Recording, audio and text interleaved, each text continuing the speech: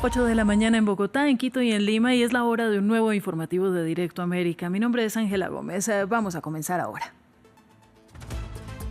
El ministro de Justicia ucraniano, German Galushenko, es investigado por corrupción y fue suspendido de su cargo.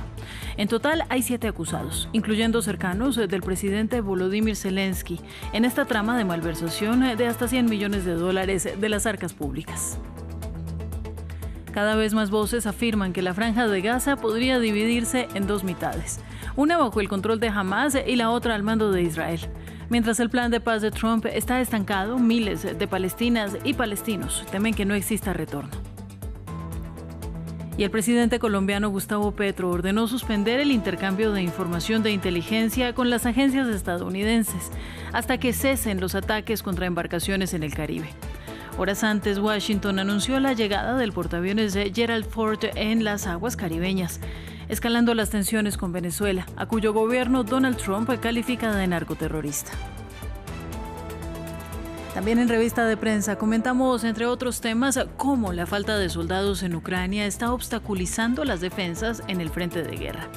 Además, muchos hombres se esconden para evitar ser reclutados, tal como exige la ley marcial ucraniana en tiempos de guerra. Enseguida lo veremos con Marta Moya. Y en nuestra crónica de economía hablamos de los cupones alimenticios conocidos como SNAP en Estados Unidos, porque una nueva decisión de la Corte Suprema mantiene congelada su financiación y le da una victoria a Donald Trump. Los detalles en minutos con Daniela Blandón. Primero el informativo.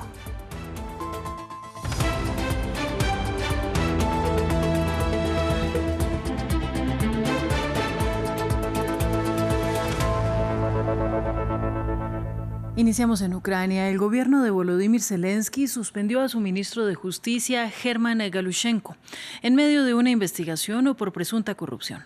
7 personas fueron acusadas por fiscales, entre ellas Timur Mindik, un aliado cercano del mandatario Zelensky, quien fue acusado de orquestar un plan de malversación de fondos públicos que alcanzaría los $100 millones. Más detalles en este informe. Fajos de billetes presuntamente provenientes del sector energético de Ucrania, las agencias anticorrupción de Kiev desmantelaron una red criminal de alto nivel que involucraría un plan de malversación de $100 millones. En el ojo del huracán se encuentra el ministro de Justicia de Ucrania, German Galushenko, también exministro de Energía, que fue suspendido después de que se hiciera pública una conversación grabada entre él y los sospechosos. Se les indica de aceptar beneficios personales a cambio del control del flujo de dinero en el sector energético. Según los investigadores, el cerebro de este plan es Timur Mindik, un aliado cercano del presidente Zelensky. Timur Mindik decidió aprovechar la situación en Ucrania, sus relaciones amistosas con el presidente y sus conexiones con altos funcionarios del gobierno para enriquecerse ilegalmente. La investigación de 15 meses sobre el sector energético condujo al arresto de 5 personas y a la imputación de 7 el martes. El gobierno destituyó al Consejo de Supervisión de la empresa de energía nuclear, Energoatom, considerada por los investigadores como una pieza clave del entramado de corrupción. La Fiscalía acusa a Energoatom de obligar a los contratistas a pagar comisiones ilegales y afirma que varios altos ejecutivos se beneficiaron de ello. El escándalo se produce en un momento de intensificación de los ataques rusos contra la infraestructura energética de Ucrania y probablemente aumentará la presión sobre Volodymyr Zelensky.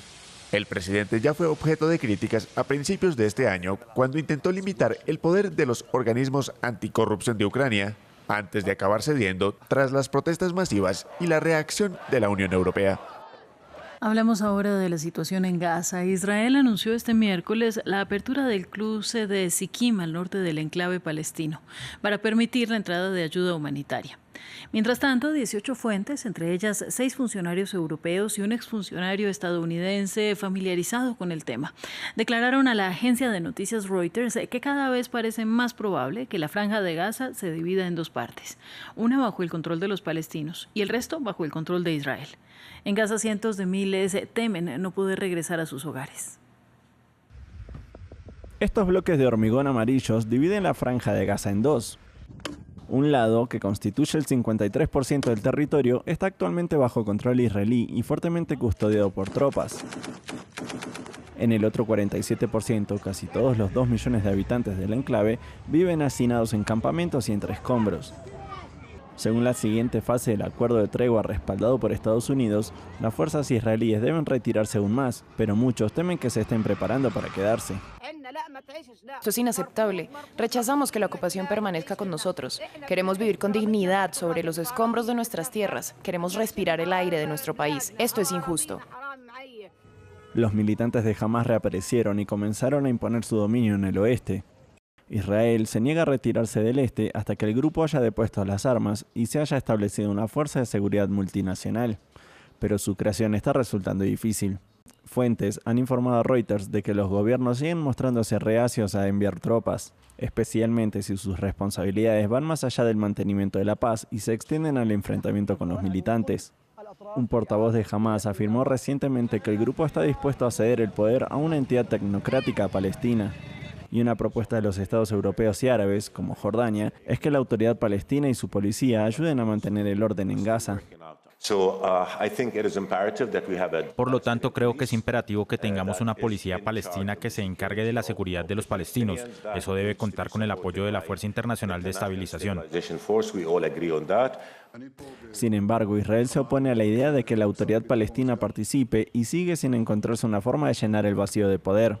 Sin un impulso concentrado por parte de Estados Unidos, muchos diplomáticos internacionales han afirmado que creen que la línea de demarcación actual podría convertirse en la frontera de facto, posiblemente durante años. Los esfuerzos de reconstrucción podrían limitarse entonces al 53% que controla Israel. Esto también aislaría a los palestinos de algunas de las únicas tierras agrícolas fértiles de Gaza, privándoles aún más de la oportunidad de prosperar. En Irak, la lista del primer ministro Mohamed Shia al-Sudani ganó las elecciones legislativas del martes, según la Comisión Electoral, que cifra la participación en más del 55%.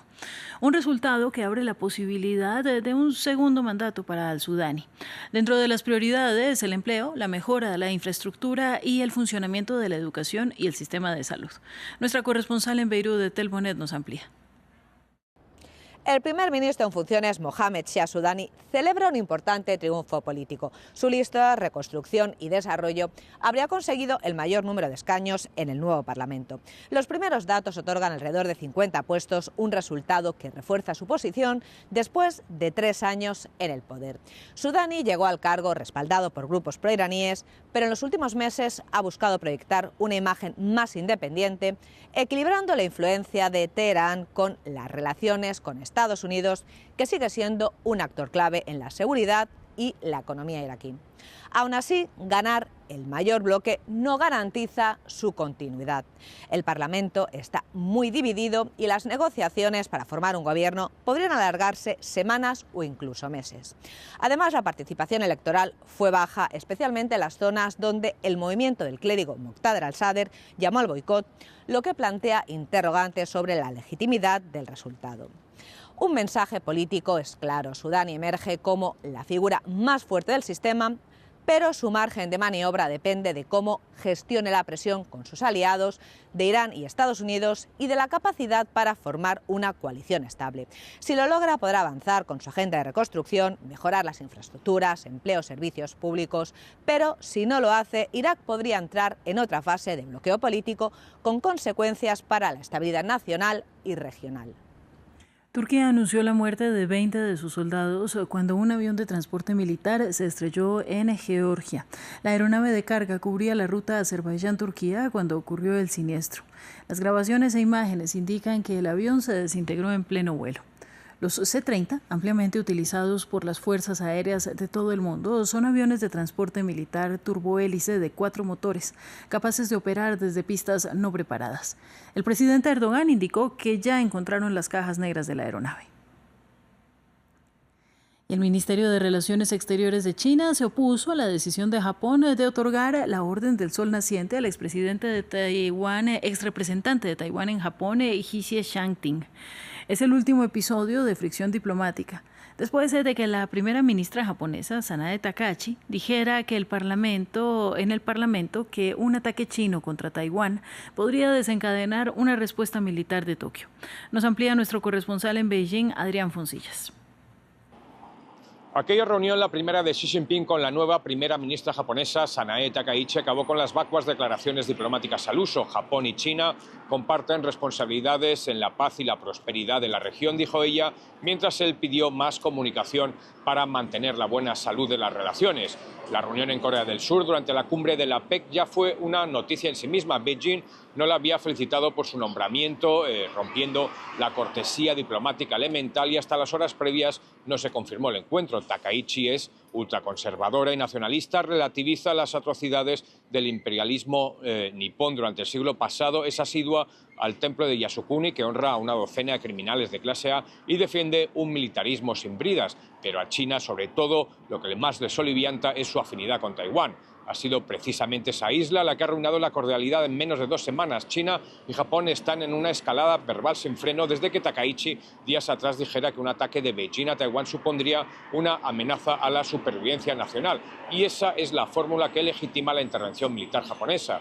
Desde entonces el frenesí, la prensa china ha cargado con fuerza, la televisión pública la llamaba fabricante de problemas y la acusaba de cruzar la línea entre epítetos poco elegantes. Nadie ha ido más lejos que el cónsul chino en Osaka, Xue Jian, quien animaba a cortarle el cuello en un comentario en las redes sociales después borrado. El gobierno japonés lo calificó de extremadamente desafortunado y algunos han pedido su expulsión. Desde el Ministerio de Exteriores chino, en cambio, se ha recordado que solo fue un comentario personal y se ha acusado a prensa y políticos japoneses de exagerar el caso para desviar la atención.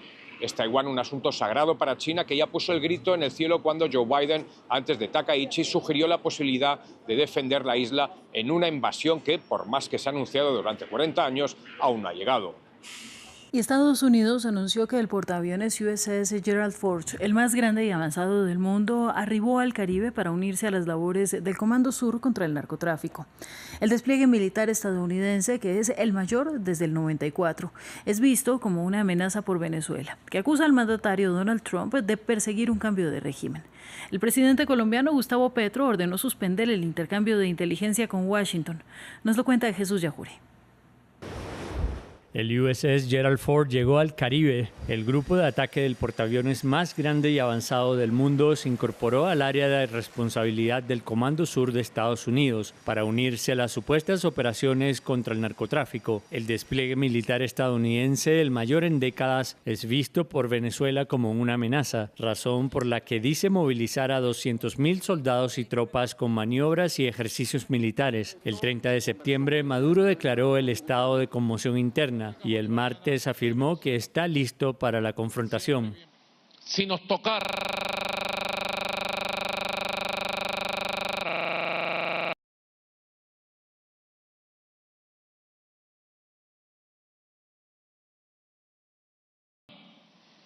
estar listos para ganar. Estados Unidos ha atacado 19 embarcaciones en el Caribe y Pacífico, con saldo de al menos 76 muertos a los que acusó de ser narcotraficantes. Además, modernizó la antigua base naval de Roosevelt Roads en Puerto Rico y ha posicionado buques de guerra, aviones F-35 y un submarino nuclear en la región. En este contexto, el presidente de Colombia ordenó el martes suspender el intercambio de inteligencia con Washington, en protesta por lo que llamó ejecuciones extrajudiciales. Una decisión que también tomó Reino Unido, según el reporte de la CNN, porque no quiere ser cómplice de los ataques de su aliado que considera ilegales. Se da la orden a todos los niveles de la inteligencia de la fuerza pública suspender envío de comunicaciones y otros tratos con agencias de seguridad estadounidenses. Tal medida se mantendrá mientras se mantenga el ataque con misiles a lanchas en el Caribe. En Canadá, al margen de una reunión de ministros del G7, el ministro de Exteriores de Francia expresó preocupación por las tensiones en el Caribe y afirmó también que las operaciones estadounidenses violan el derecho internacional. Vamos a nuestra revista de prensa. Hoy con la compañía de Marta Moya. Un saludo para ti, Marta. Buen día. Hola, Ángela. Buenos días. Vamos a comenzar esta revista de prensa, Marta, como lo hemos hecho algo así en nuestros titulares, hablando de Ucrania, esta vez de la escasez de tropas y cómo esto está condicionando la defensa del frente de guerra en el país. Sobre ello nos hablan el día de hoy medios franceses y también estadounidenses. Vamos a empezar, Ángela, precisamente con la portada de La Croix en el día de hoy. que titula en su cabecera impresa: Ucrania, con escasez de soldados, se está quedando sin fuerzas. Ante la superioridad numérica del ejército ruso, en estos momentos a los militares ucranianos les cuesta ya mantener sus posiciones en el terreno, especialmente en la urbe de Pokrovsk, a las puertas de la región de Donetsk, en esa parte oriental del país, que es donde se sitúan los principales combates entre el ejército ruso y el ucraniano en estos momentos. Hay un llamado, nos dice la Croix en estos momentos, por parte del ejército ucraniano a abandonar esa urbe muy estratégica, asimismo, para salvar las vidas de los soldados ucranianos y destinarlas a otros frentes de batalla. Mientras, en paralelo, hay muchos varones soldados ucranianos que se niegan a ser reclutados. Precisamente sobre este tema del reclutamiento nos habla hoy el New York Times con un reportaje que titula lo siguiente: el pueblo donde los hombres en edad de reclutamiento han desaparecido en su mayoría. Hablamos del pueblo de Vilkove, a orillas del Danubio, en la parte occidental de Ucrania, donde los hombres en edad militar, digamos, de más de 18 años, han prácticamente desaparecido, así lo dice este medio estadounidense. Todo esto para esquivar que les lleven al frente de batalla. Muchos de ellos se han marchado a lo largo de estos más de 3 años y medio, y otros literalmente, dice el Times, se esconden para saltarse esa ley marcial que les obligaría a pelear contra Rusia. Este pueblo, asimismo nos dice el New York Times, está muy cerca de la frontera entre Ucrania y Rumanía, por tanto está bien lejos del frente de guerra y asimismo la tentación de huir está muy cerca. El agotamiento de la guerra, ¿no? Sí, en todos los frentes, cada vez más. Bueno, por otra parte, Marta, la cadena hermana de France 24 en inglés también publica un reporte sobre las dificultades del reclutamiento del lado ruso. El Kremlin estaría recurriendo a técnicas poco ortodoxas, como es su costumbre, para atraer nueva mano de obra bélica, si se quiere. Sí, Ángela, así lo dicen nuestros compañeros de la cadena en inglés. Hablan de que el gobierno ruso, el gobierno de Vladimir Putin, estaría empleando una red de reclutamiento clandestina para atraer a jóvenes indios con promesas de trabajo para después obligarlos a ir al frente y luchar contra los soldados ucranianos. Esto con el objetivo, dicen analistas en este reportaje de la cadena en francés de France 24, con el objetivo de crear una reserva de soldados prescindibles para Rusia que combatan contra Ucrania. Dice asimismo el reporte que al menos 44 ciudadanos de la India habrían sido reclutados con visas legales de estudiante para después haber sido engañados por intermediarios. Habrían sido asimismo obligados a firmar contratos en ruso que desconocían y después ir a Ucrania sin ninguna formación militar. Técnicas de mercenarismo involuntario que parece, de momento, eso sí, no complican las relaciones de alto nivel entre Nueva Delhi y Moscú. Bueno, mandados directamente a morir por Moscú. Sí, parece que sí. En estos momentos hay denuncias también desde el gobierno indio, pero no afectan las relaciones entre Delhi y Moscú. Bueno, una visita además que está por concretarse en estos días entre los dos líderes. Vamos a seguir hablando de la esfera ucraniana, ahora sí, con lo que tiene que ver con nuestros titulares del noticiero del día de hoy, en medio de la crisis que hay en el frente, que ya tú nos describes. También otro escándalo de corrupción que ahora involucra a un ministro de Zelensky y que está evidentemente ocupando los titulares de la prensa local. Sí, también, Ángela, tenemos dos concretamente que hemos destacado en el día de hoy.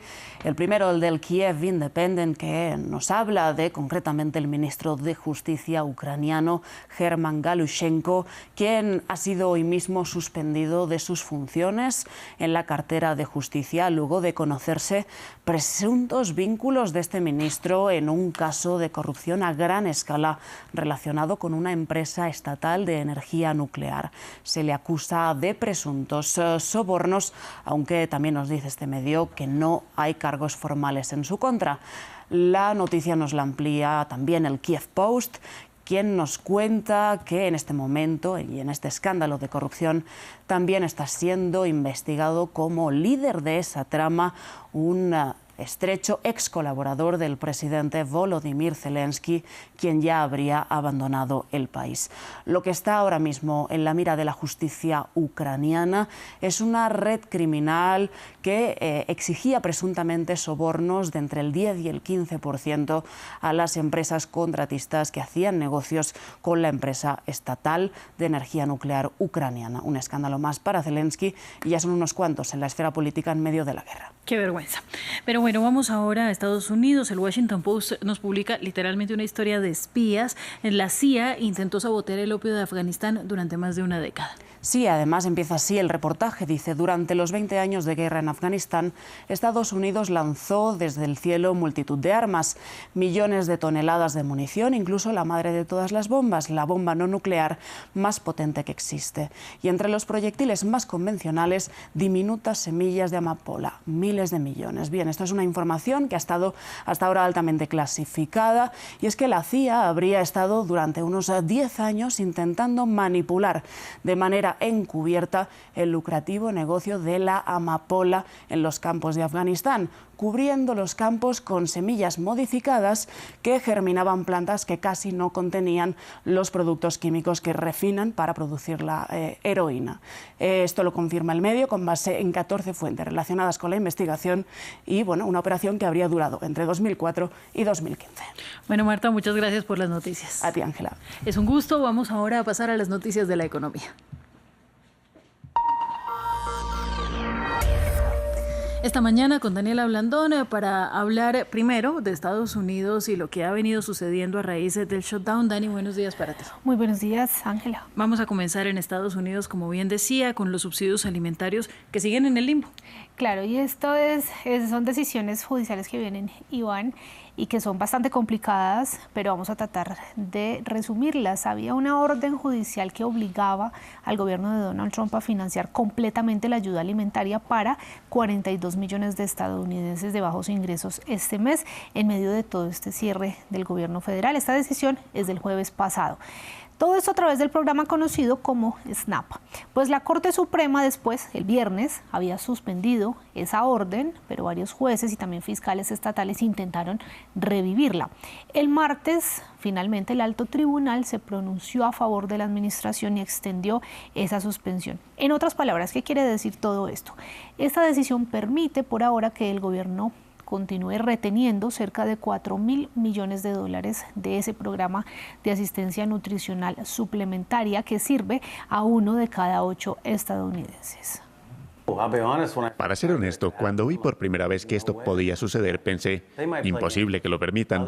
Quizás jueguen con otras cosas, pero no con la comida de la gente, justo antes del frío y las fiestas navideñas.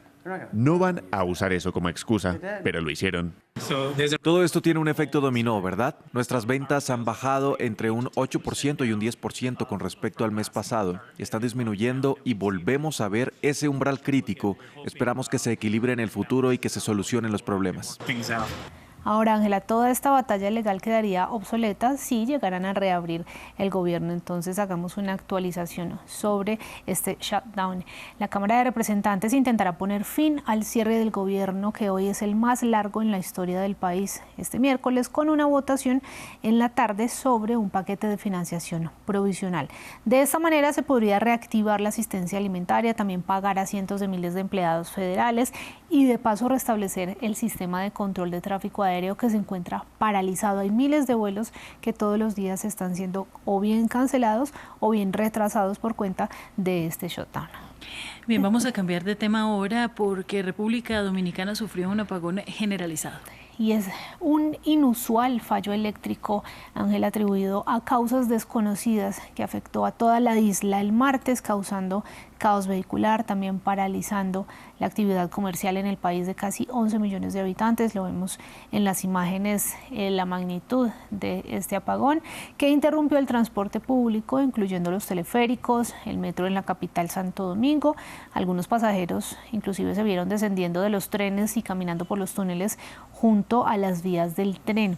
Hospitales, bancos y otras grandes instituciones sí estaban dependiendo de generadores y digamos que pudieron seguir funcionando con normalidad, pero muchos hogares y también pequeños negocios se quedaron sin electricidad, según medios locales. A última hora de la noche del martes, las autoridades habían ya restablecido el 15% del suministro eléctrico total y aseguraron que el resto se recuperaría gradualmente. Escuchemos qué dijeron algunos de los habitantes. El calor nos está sofocando ya, y entonces esperando que a ver si era cierto lo que están diciendo, que es general. Digo, sí, todo el mundo dice que es general, pero que yo nunca había... Yo nunca había visto cosa igual. Uno se desespera porque vivo en el apartamento, todo, la nevera, el calor. Yo estamos por venir a por un fresquito aquí. Pues bien, Dani, vamos a continuar ahora, después de este apagón que esperamos entender qué pasó más adelante, aún de causas desconocidas, hablar de Venezuela. Cree que su economía es inmune al despliegue de Estados Unidos cerca de sus costas, una de las noticias del día. Exactamente, pues por lo menos así lo dice la vicepresidenta y ministra de Hidrocarburos, Delcy Rodríguez, quien aseguró que el país tiene 9 barcos de guerra muy cerca de sus costas en el Mar Caribe, pero que aún así esto no ha afectado a la economía, dice ella. Las recientes proyecciones de la Comisión Económica para América Latina y el Caribe para la región, que son lideradas de hecho por Venezuela, ellos esperan un crecimiento del 6% de este año, después del 8%, un poco más del 8% del 2024, y ya según el Banco Central de Venezuela, el Producto Interno Bruto del país aumentó 8,71% en el tercer trimestre del año con respecto al mismo periodo del año pasado. Esto dijo la funcionaria. Una economía que tiene 9 barcos de guerra al frente en el Mar Caribe, que tiene amenazas permanentes, que si van a sobrevolar, que si van a hacer esto, que si van a hacer aquello. Y la respuesta del pueblo venezolano ha sido: Venezuela no teme, pero donde más los hemos derrotado es en el sector de la economía, porque la guerra psicológica que han lanzado sobre Venezuela durante casi 3 meses, ningún país la aguanta. Ningún país la aguanta, ya la economía estaría crujiendo, estaría chillando. Bueno, así están las cosas por ese lado. Vamos a cerrar con tu cifra del día. Entre 6.000 millones y 7.000 millones de dólares, esa es la estimación de las pérdidas económicas para Jamaica tras el paso por su territorio del huracán Melissa semanas atrás. Esta es una de las tormentas más fuertes registradas en el Atlántico y se cree también que es la más fuerte que ha pisado territorio jamaiquino. Según el gobierno, este fenómeno meteorológico causó daños a viviendas e infraestructura claves, equivalentes a aproximadamente el 28% o el 32% entre ese rango del Producto Interno Bruto del año pasado, aunque también dicen que estas estimaciones pues son bien corticas frente a lo que es la realidad y de lo cual sabremos mucho después. Como siempre pasa en estas ocasiones, Dani, muchas gracias por la información. Bueno, acá nos vemos en una próxima. Vamos a hacer una pausa, ya volvemos con más.